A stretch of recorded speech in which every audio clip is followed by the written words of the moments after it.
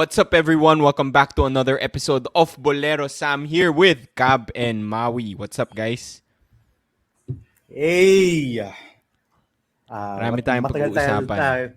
Tagal tayo hindi Sultan Oo. of Sando is back. Oo nga, the Sultan of Sando is back. Marami tayong pag-uusapan today. The very first thing that we want to talk about, the potentially new rule that the UAAP is going to introduce in season 87, and it's very controversial, so we want to talk about it.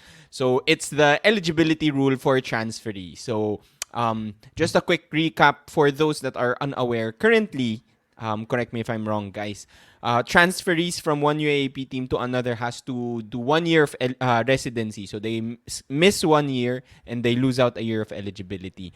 But the potential new rule for season 87, not yet confirmed, what will happen is you miss 1 year, but you lose 2 years worth of eligibility. So nadagdagan pa ng 1 year of eligibility ang mawawala.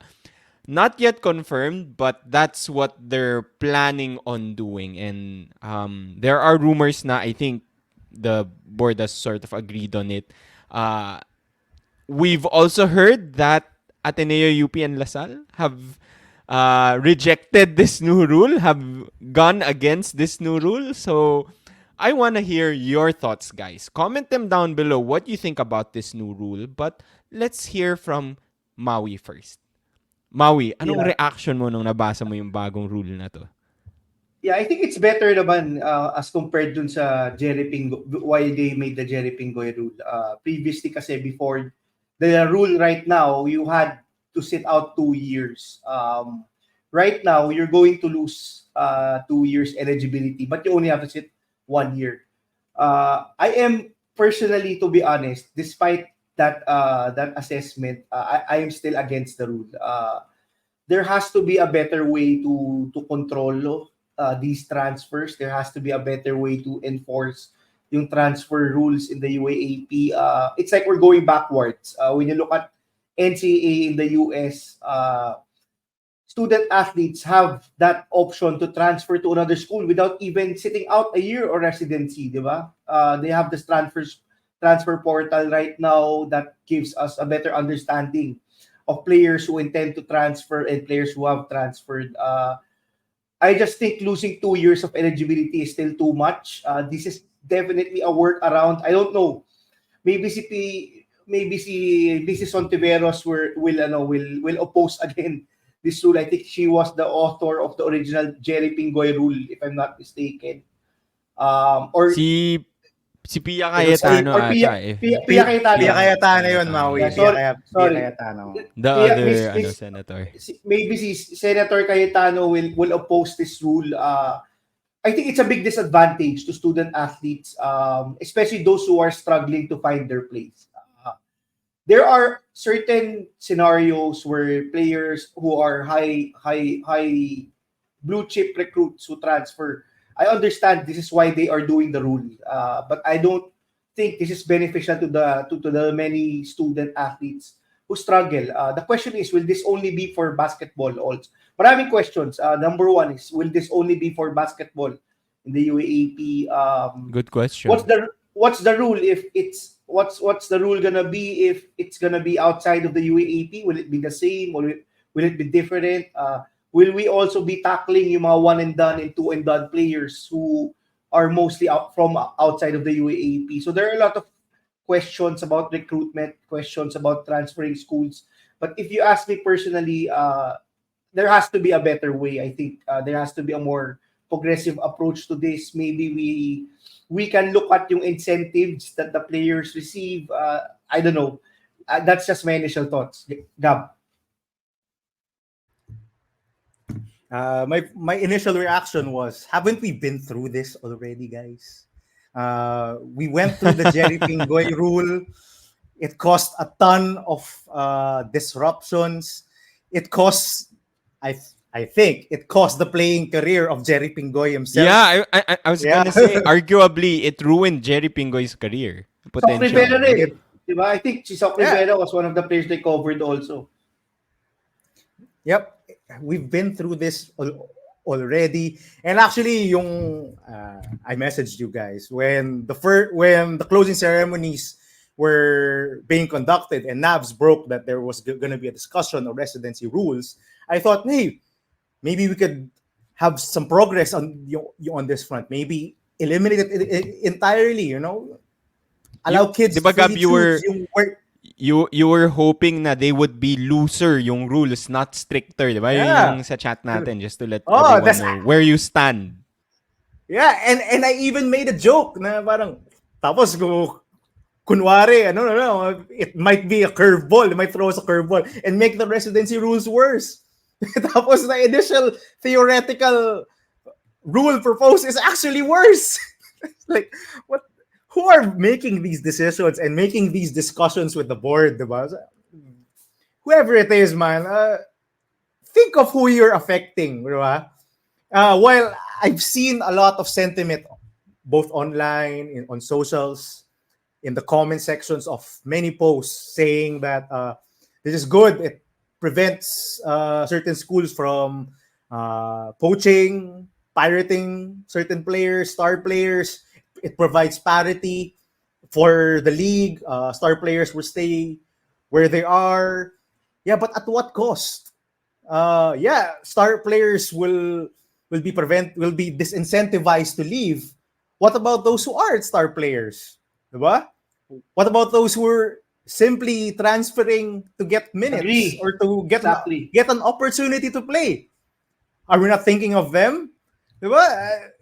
Because if you impose a rule, it must affect all. It's not going to affect just the star players. Now, some people have also posited the option of maybe limiting this rule to star players, maybe defining what a star player is. And I'm like, how are you going to define that? What are your parameters of a star player? What are your parameters of a main guy? I mean, 30 Ravenna was the main guy of Ateneo. He averaged 9 points a game. You're going to define him as a star player? So there's a lot of gray area with this. I don't agree with it. And at the end of the day, man, these athletes, they're students.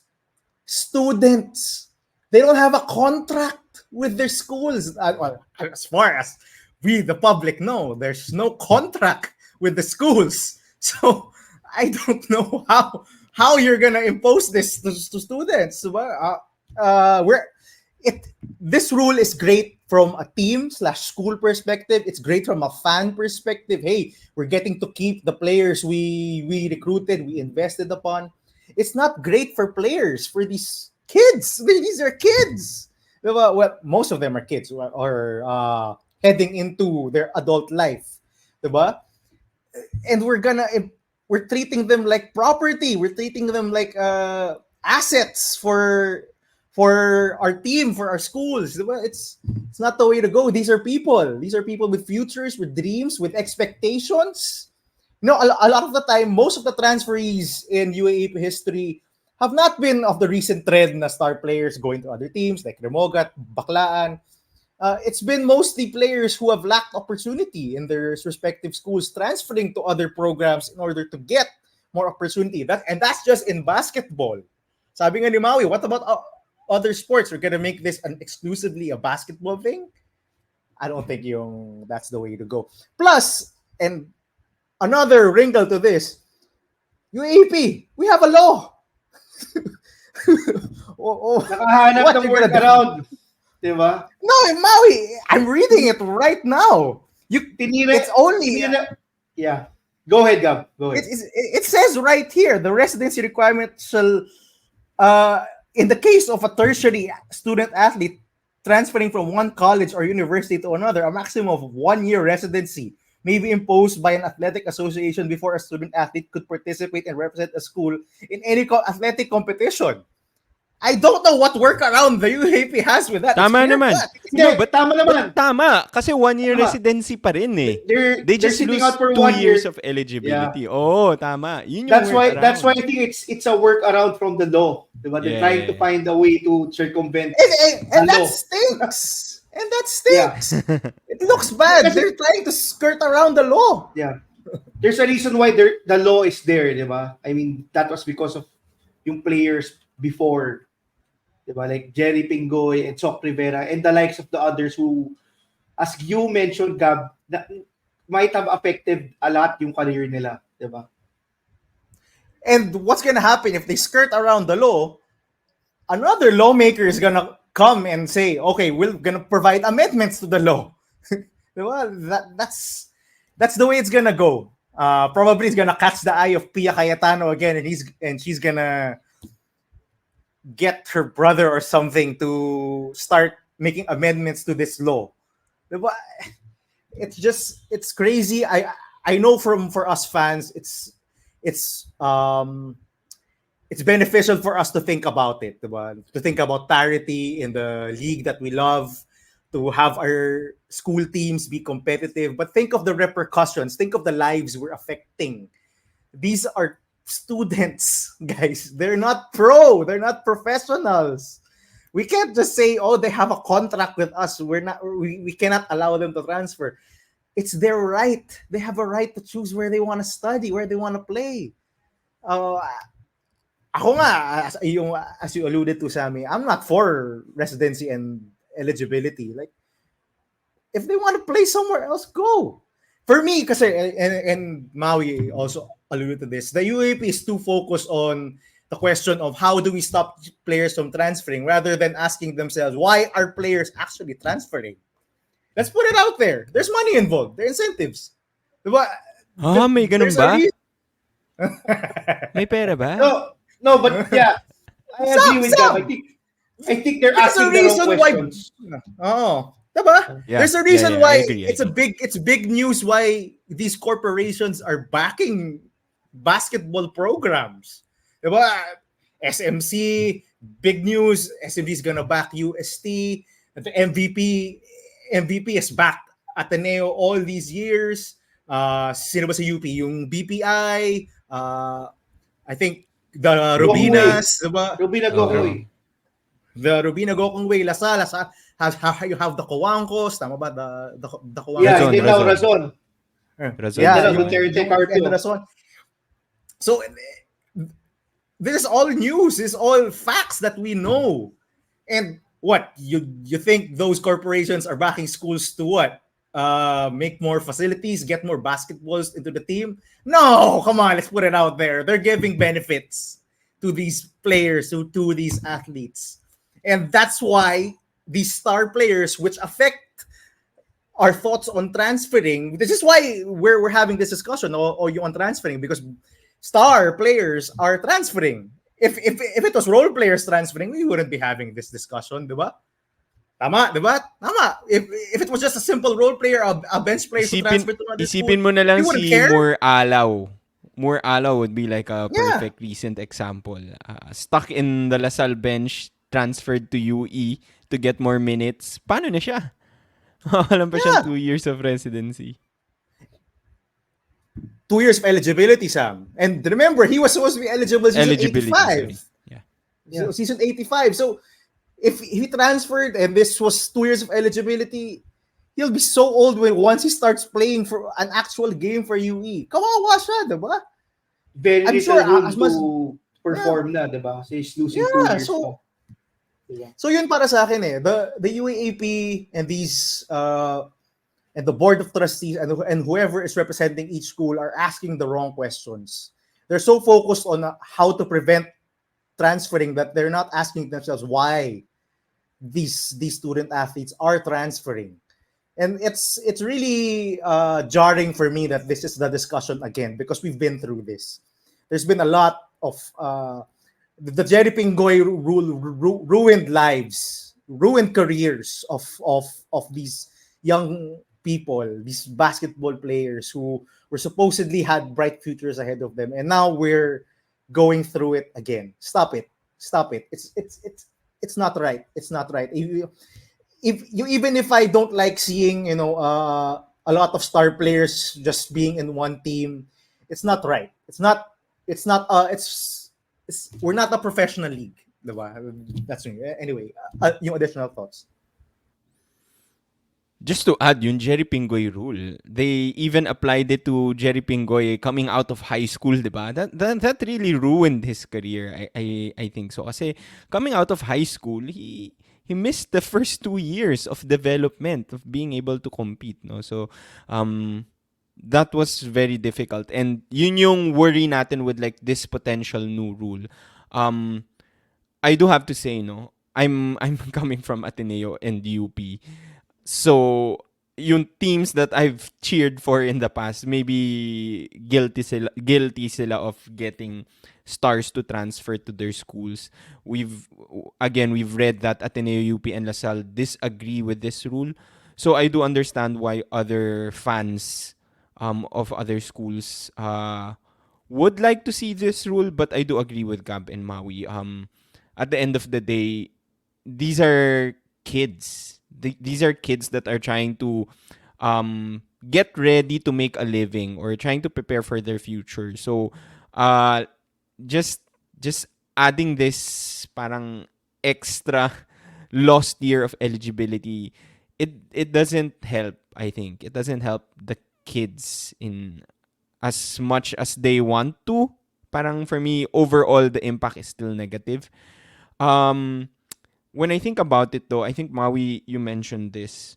A good question is how does this rule will this rule apply to, let's say, other leagues? Kasi Yeah. let's just say that they implement this rule. So officially sa UAAP, you will lose 2 years of eligibility. If you're a player that wants to get more minutes, more alaw, maybe even a Luis Pablo, then you would be incentivized to move to a different league. Lipat na lang kayo sa NCAA. At least doon, you won't lose 2 years of eligibility, di ba? If this only applies to the UAAP, that will only incentivize people to move to another league. And the UAAP might lose They will quality take a hit. players. Yeah, they will Yeah, take a hit. That yeah, that's probably what they're gonna do. They're gonna find loopholes Yeah. to play. di ba?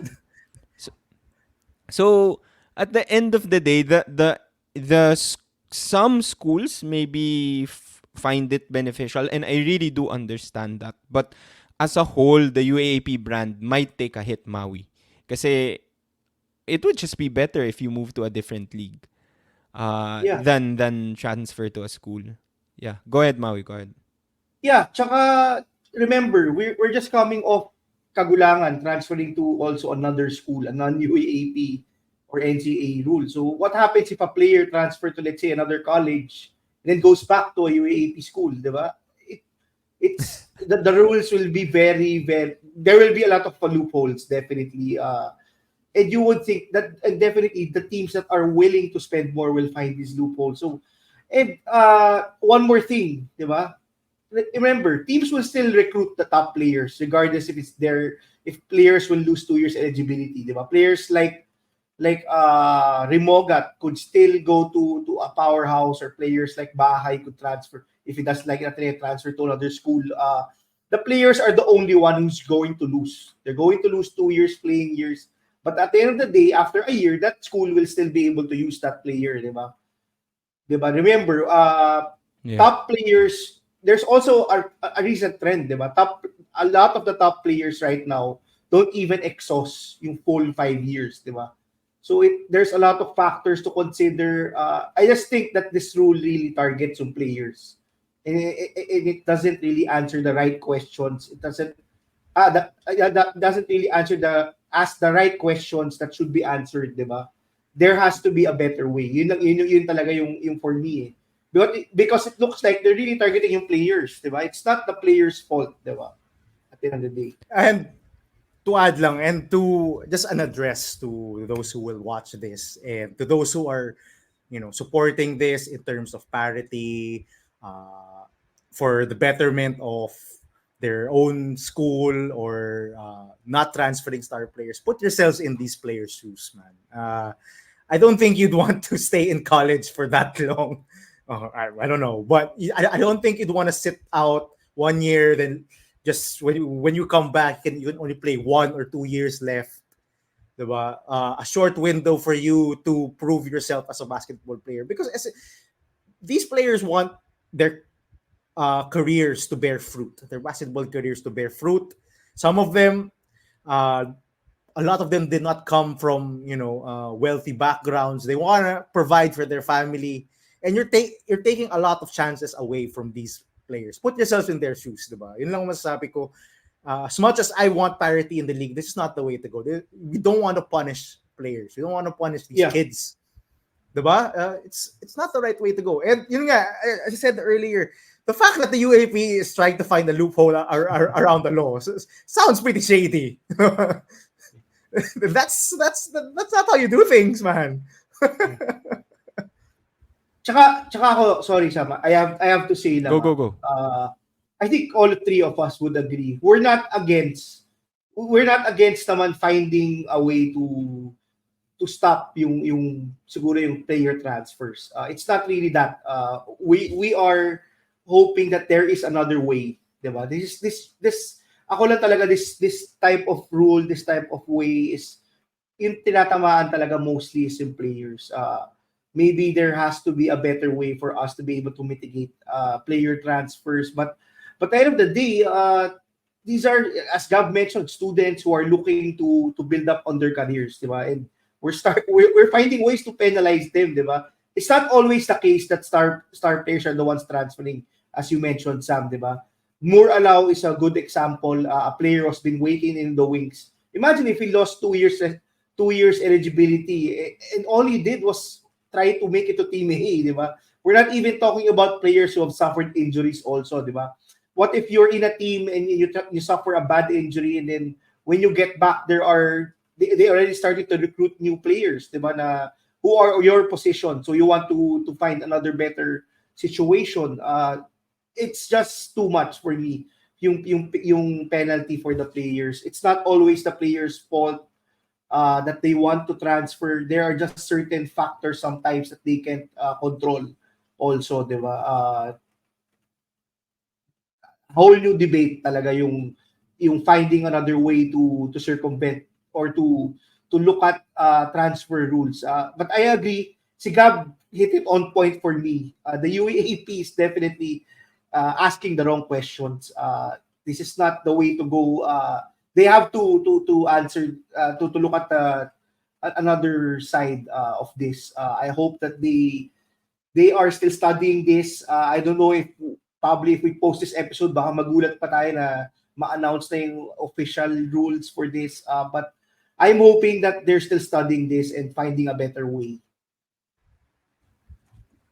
Another thing I wanted to talk about with you guys, and I mentioned this earlier, diba? The UAP is basically not asking why students are transferring, and I went on a tangent all about the benefits and the money. What if we do something the opposite? And this thing, it's kind of an open secret, all of these benefits, these signing bonuses, because it's essentially illegal, diba? Hindi siya allowed. What if the UAP just suddenly legalizes it? So similar to what the NCAA has done. The NIL, diba? They're essentially paying college players now, which is why you see a lot of NBA draft prospects come back to school. Because may regulations lang. You may regulations, and they get paid. They get paid a lot more if they weren't. I think they get some get paid a lot more than their rookie contract. So they're incentivized to stay in school. So what if the UAP does the same thing? I know it's a bit complicated, but what if it legalizes all of these signing bonuses, these benefits? Just make the schools declare what they're paying the players. Diba? I mean, Pero everyone does it may anyway. law na, diba? Or like may rules na. Technically, may rules na for that. Like, ito lang yung cap of what players can receive, etc., etc. Yes. It's just that exactly, it's not being enforced. Tama ba? If I remember correctly, past few years, I think this has been discussed. Yeah, yung nga sabi, I know that there's a cap of the allowances yung that you get. This is what you're allowed to give students. And the thing is, there's a cap. and the thing why transfers happen now is it's a bidding war. Let's call it what it is. It's a bidding war. Yeah. So, why not just declare what you're giving? Wala That nang way, cap, basically. Parang declare mo na Basically, yung wala nang ano cap. binibigay mo. Wala nang cap. Oh, like, Parang NBA, wala nang cap. Tatanggalin mo cap No, yeah, niya. I mean, no, no, ako now we naman, know on, yung what teams are giving, what schools are giving. yeah, ako naman Go, more Howie. of ako I think more of proper regulation. I think they should look at yung format, how it's done in the NCAA in the US. Because we're actually trending in that direction, eh, 'di ba? Players are starting to be treated as semi-professional players. I think that's the case din naman when you talk about NCAA in the US, eh, 'di ba? There's a reason why they decided to do this because we see a lot of players like Derrick Rose, or I think Derrick Rose is one of the example na illegal recruitment in the US. So cases like that have been happening. So they looked at a better way, eh, diba? They just have to regulate, they have to put up a terms and conditions or whatever the case should be. I think it's about proper regulation, diba, of this to equal also the playing field, diba? The problem with the no cap, all the problem is if you don't put up a cap or you don't put up any terms and conditions or rules against this, then it's only going to be public, diba? I don't know if that will stop the top schools who are Lugi yung supported ibang by. schools, diba? Smaller Still, schools. you're Yeah. still saying that the other schools will still remain to be it's still not an equal playing field, diba? Unlike if you have some sort of regulations on this matter, then maybe we can equal the playing field to a certain degree. Diba? I'm not saying that these small schools will still be able to put up whatever the maximum is, but at the end of the day, at least there is a regulation, or there is a terms and conditions when you talk about this matter. Gab. Ako, ang sa akin lang, never underestimate public perception and how the public will react to these numbers that you give them for, if you're recruiting someone and you kind of declare what you're giving it.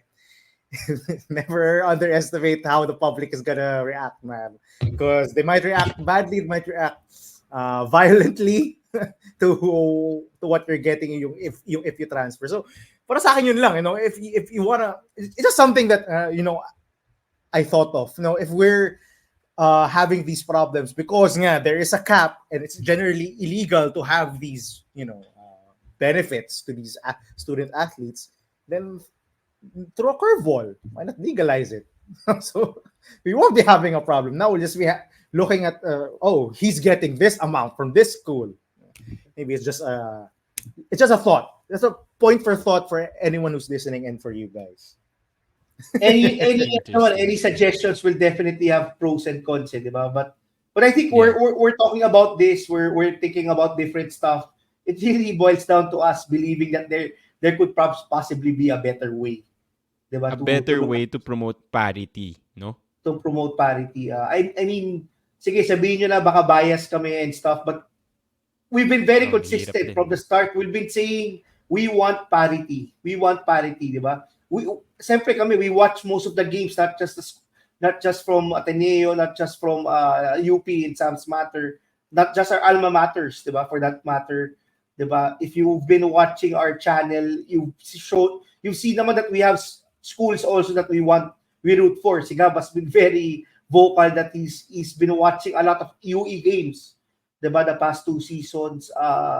I've been very vocal about my support for FEU and to a degree UST to be back at the top of the game. It's really about parity. I mean, I get where the UAAP is coming from, but I hope that we find a better way. I just think it too much talaga when it comes to the players. You have to look at the players first for me kasi they're the ones who will be affected the most, diba? We're just casual fans.